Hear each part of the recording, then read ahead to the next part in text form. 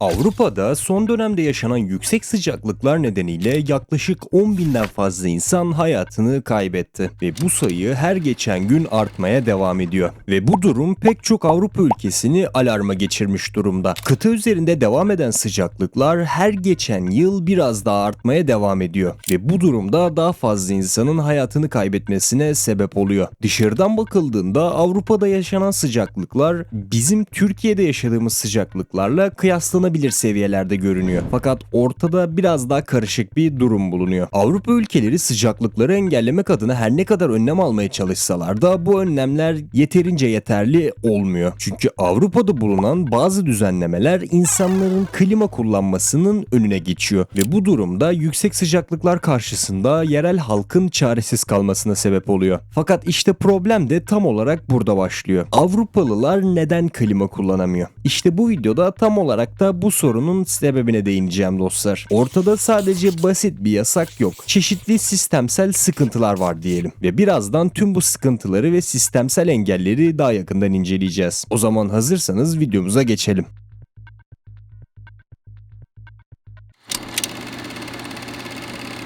İşe ilk olarak sıcaklıkların Avrupa'ya etkilerinden bahsederek başlamak istiyorum dostlar. Dünya Sağlık Örgütü'ne göre son 4 yılda Avrupa'da 200 binden fazla insan sıcaklıklar nedeniyle hayatını kaybetti. Sadece Fransa'da bile 24 Haziran'dan itibaren yaklaşık 1000'in üzerinde ölüm vakası kaydedildi ve ölenlerin çoğu 65 yaşın üzerindeydi. Bu sadece sıcaklarla ilgili değil. Fransa'da sadece Haziran-Temmuz ayları arasında bile 74'ten fazla boğulma vakası gerçekleşti ve bunların pek çoğu serinlemek için nehre veya göle giren gençlerden oluşuyor. Sıcaklıkların Avrupa'ya etkisi sadece ölümlerde öne çıkmıyor. İşin altyapı tarafında ise Almanya'da otoyol betonu genişleyip patladı. Aynı şekilde Leipzig'te tramvay hattı asfalt eridiği için durduruldu ve Hamburg yakınlarında bir otoyol şeridi kapatıldı. İspanya'da ise bir demiryol şirketi Madrid-Sevilla hattında ray sıcaklığının 45 ila 50 dereceyi bulması nedeniyle sinyal arızaları yaşadı. Hollanda'da nehir üzerinde açılır köprüler ısıdan çalışamaz hale geldi ve İsveç'te raylar ısıdan eğrilince 600 metrelik bir yük treni raydan çıktı. Yani göründüğü üzere sıcaklıklar Avrupa'yı ciddi şekilde etkiliyor. Fakat Avrupalıların bu sıcaklıklarla baş edememe sebepleri biraz daha geçmişe dayanıyor. Özellikle Batı Avrupa ülkelerinde birçok ev kış aylarında sıcağı hapsedecek şekilde tasarlanmıştı ve bu aynı şekilde yeni evler için de geçerli. Avrupa'da mimarlar bu tür sıcaklıkların gelecek yıllarda yaşanabileceğini öngörmedikleri için evlerini bu şekilde tasarladılar ve söylenene göre İngiltere'de de pek çok evin yalıtımı vasat bir halde. Aynı şekilde ilginç bir veri daha var. Fransa'nın başkenti Paris'te neredeyse her 5 apartman binasından 4'ü çinko çatılara sahip ve durum böyle olunca da sıcaklıklar arttığında bu adeta bir felaket haline geliyor. Çünkü çinko çoğu malzemeye kıyasla ısıyı çok daha hızlı iletiyor. Şimdi bu kadar yüksek sıcaklık oranına rağmen ve Avrupa'yı bu kadar etkilemesine rağmen Avrupalılar neden klima kullanmıyor? İşte bu konuya biraz daha yakından bakabiliriz dostlar. Amerika'daki ve Japonya'daki evlerin neredeyse %90'ında klima bulunuyor. Avrupa'da ise bu oran ortalama %20 civarında. Yani görüldüğü üzere arada devasa bir fark mevcut.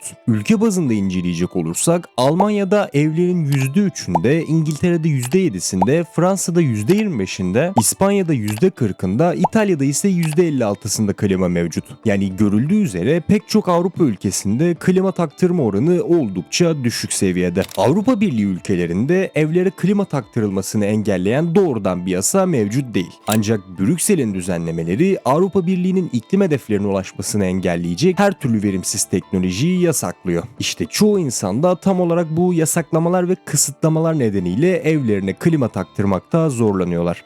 Bu tartışmaların gündeme gelmesi üzerine Avrupa Birliği ülkesi olmayan İngiltere bile klima taktırılmasına dair doğrudan bir yasak olmadığını belirten bir açıklama yaptı. Ancak kağıt üzerinde her ne kadar bir yasak bulunmasa da pratikte bu pek de anlamlı değil. Consumer Choice Center isimli tüketici hakları savunucusu olan bir kuruluş tarafından yayımlanan bir raporda 29 Avrupa ülkesinde klima kurulumunu fiilen engelleyen düzenlemeler inceleniyor ve bu engellemelerin başında cephe kuralları, tarihi yapılarla ilgili izinler, apartman yönetimlerinden alınması gereken onaylar ve gürültü yönetmelikleri geliyor. İşin biraz daha detayına ineceğiz tanımlayacak olursak Avrupa'da klima kullanamama sebeplerini 3 başlıkta inceleyebiliriz. İlk olarak ülke bazında kısıtlamalara bakalım. Fransa'da evlerin yaklaşık %25'inde klima bulunduğunu söylemiştik. İşte buradaki bazı kısıtlamalara baktığımızda ise Fransa'da binaların dış görünümünü değiştiren her kurulum için belediyeye ön bildirim yapmak zorundasınız. Apartmanlarda yaşayanlar içinse dış üniteyi takmak için tüm kat malikleri arasında oy çoğunluğu sağlanması gerekiyor. Fransa'da bir apartman yönetimi gündüz 5 desibeli, gece ise 3 desibeli aşan ses üreten sistemleri engelleyebiliyor. Ki bu da bir esinti sesi kadar bir gürültüyü aşan dış üniteler komşu şikayetiyle mahkemelik olabiliyor demek. Böylece klima tartışması kimi zaman mahkemeye taşınan bir komşuluk krizine bile dönüşebiliyor. Kulağa her ne kadar saçma gibi gözükse de bu olaylar yaşanmıyor zannetmeyin. Keza bir avukat sadece klima anlaşmazlıklarından açılan 100'den fazla dava yürüttüğünü belirtmiş. Bunlara ek olarak bir de apartmanınız tarihi anıtların yanındaysa Fransız tarihi yapılar mimarlarından onay almanız gerekiyor. İzinsiz bir kurulum yapılırsa 200 bin ila 300 bin euro arasında para cezası ödemek zorundasınız. Paris'te ise tarihi binaların cephelerinde herhangi bir değişiklik yapmak kesinlikle yasak. Bu da şehir merkezinde apartmanlara klima takılmasını oldukça zorlaştırıyor. Mağazalar genellikle bu engeli aşmak için klimaların dış ünitesini avlulara veya çatılara yerleştiriyor. İspanya'da da yine aynı şekilde klima için dış ünite takmak cephe değişikliği sayılıyor ve bunun için binadaki kat maliklerinin 5'te 3'ünün onayını almanız gerekiyor. Almanya'da ise gece saatlerinde gürültünün 35 desibelin altında kalması zorunlu. Bu eşik pek çok klima modelinin ürettiği sesin oldukça altında. BBC'nin Reading Üniversitesi araştırmasından aktardığına göre İngiltere'deki evlerin yalnızca %4'ünde klima var. İsviçre'de ise minimum A++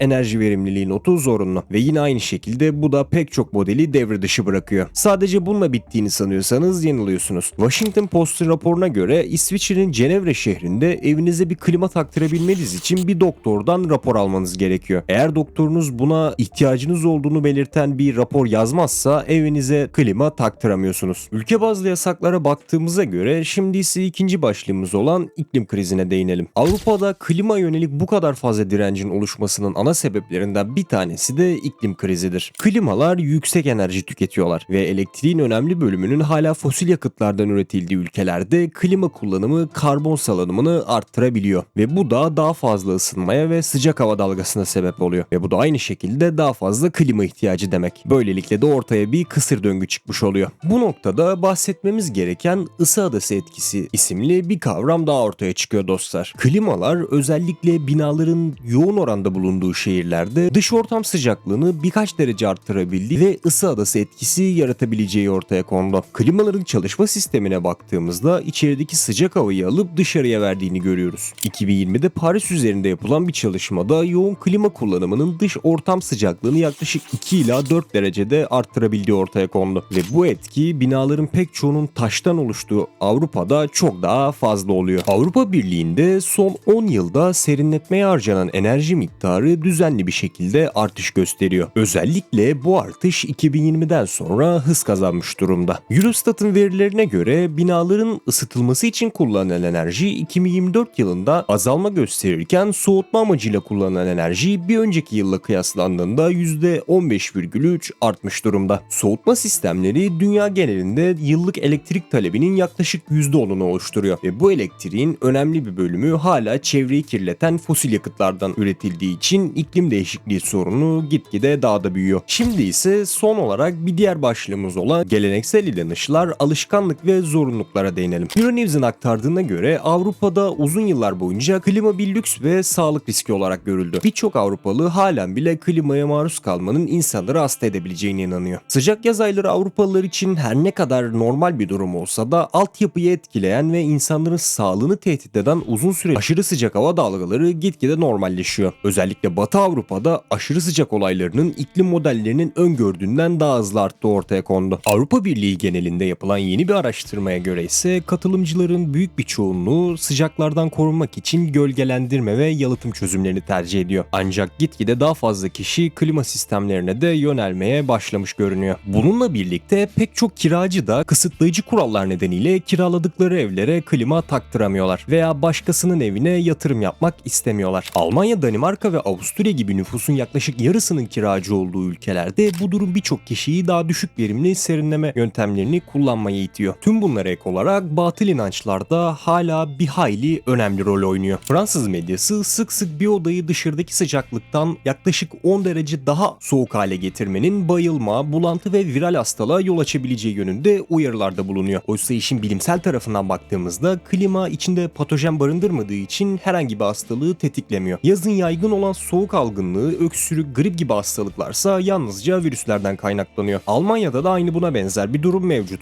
Reddit'te sıkça karşılaşılan soğuk havalar seni hasta eder veya büyükannem öyle söylerdi tarzı yorumlar soğuğa hatta serin bir esintiye bile maruz kalmanın insan sağlığına zararlı olduğuna dair kökleşmiş bir inancı yansıtıyor. Öyle ki Alman Kızıl Haçı 2019'da bu cereyana kalma efsanesini çürütmek için özel bir sıcak hava uyarısı yayımlamak zorunda kalmıştı. Bu durum üzerinde yalnızca kısıtlamalar veya batıl inançlar da etkili değil. İşin maliyet boyutu da çok önemli bir faktör durumunda. Öyle ki Avrupa'da enerji fiyatları ABD'ye kıyasla çok daha yüksek ve Avrupa'da bir klima kurdurmanın maliyeti yaklaşık 1000 euroyu aşıyor. Bu da pek çok hane için erişilmez bir rakam demek. AB genelinde yapılan bir ankete katılanların yaklaşık %38'i evlerini serin tutacak maddi imkana sahip olmadığını belirtiyor. Bu noktada Avrupa genelinde tartışma konusu olan bir olaya daha değinmek istiyorum. Brüksel'de termometreler 40 derece civarını gösterirken Avrupa Birliği Komisyonu'nun genel merkez binasında çalışanlar sıcaktan bunalmış haldeyken klimalar kapatılmıştı.